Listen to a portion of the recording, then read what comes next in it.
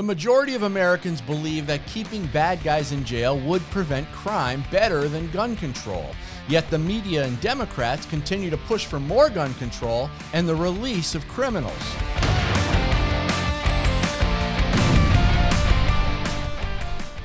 According to a new survey by McLaughlin and Associates and commissioned by the Crime Prevention Research Center, 21% of people surveyed think enforcing existing gun laws will reduce crime, while only 19% believe that we need more gun laws.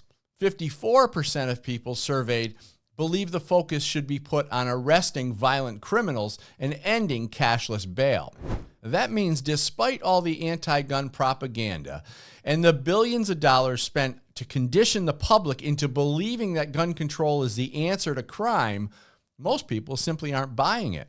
Anti-gun propaganda is implemented in a way that targets the fears of average people. It's designed to evoke an emotional response and ultimately trigger a psychological reaction, resulting in that person taking some sort of action. In the case of gun control, either donating, voting, or being vocal on the topic. But what happens when these strategies are overused and as a result start to lose their effect? The answer is people begin to consider the topic at hand with a more rational approach. Now we're starting to see this occur within the gun control debate. When people are able to approach the topic of guns in America with rational thought, they start to recognize just how important it is to support the Second Amendment. This is what the gun grabbers fear the most, because rational thought on the topic of firearms is detrimental to the anti-gun agenda. Fear and anger are the emotions they need.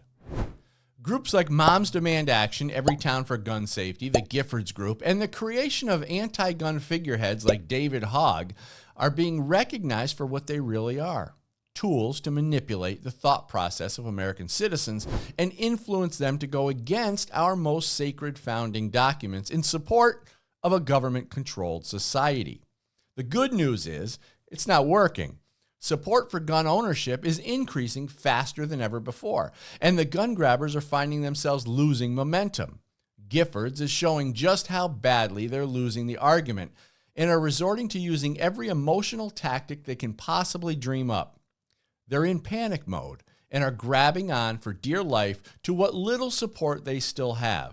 Recently, they attempted capitalizing on the manufactured hatred towards CEOs while pretending that families are in danger and trying to use the recent success on suppressors to tarnish the support law enforcement gives to Republicans. Their desperate post on X read, House GOP gave gun CEOs a $1.5 billion tax break instead of protecting families. Silencers make it harder for law enforcement to find the shooter. That's why they oppose them. For a party claiming to back the blue, Republicans just made cops' jobs harder. Well, in this moment, they can't afford to leave any emotional strategies on the table. The gun grabbers are showing you in real time that their tactics are losing steam. Let's break it down and expose their propaganda. First of all, claiming that Republicans are giving a tax break to CEOs appeals to those who have been trained to despise the wealthy. This is ironic. While Giffords and other gun control groups use money given to them by wealthy donors to push this type of propaganda. Michael Bloomberg is one of the biggest donors to gun control efforts.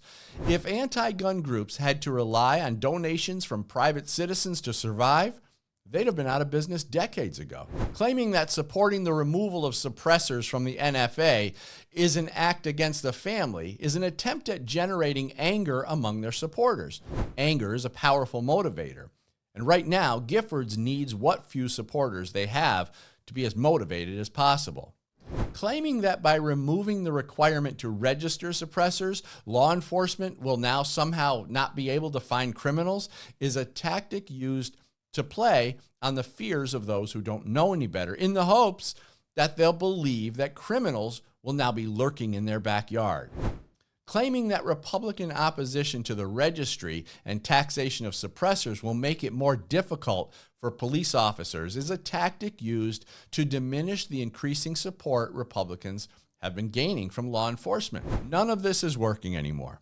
The irony is 24 hours after Giffords made their public announcement, Exactly 100% of the comments oppose their message. Ask yourself this question: where exactly is their support? If they don't have any supporters on their own social media pages, where are they?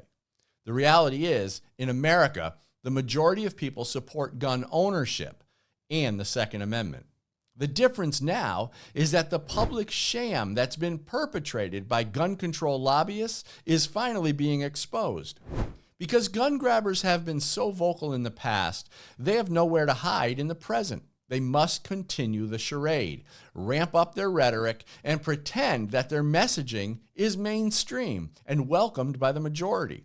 The truth is, they're the radical fringe, and real Americans are gravitating toward freedom, the Constitution, and gun ownership while swiftly rejecting their rhetoric.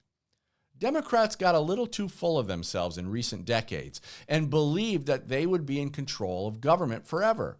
They even went to extreme measures in creating propaganda for the purpose of disarming Americans to make them vulnerable to government efforts. But they made one mistake. They were supposed to get the guns first. They didn't, and they never will. Thanks for watching Bullet Points. I'm Dan Wass for Gun Owners Foundation. You can find more Second Amendment content and updates at gunowners.com.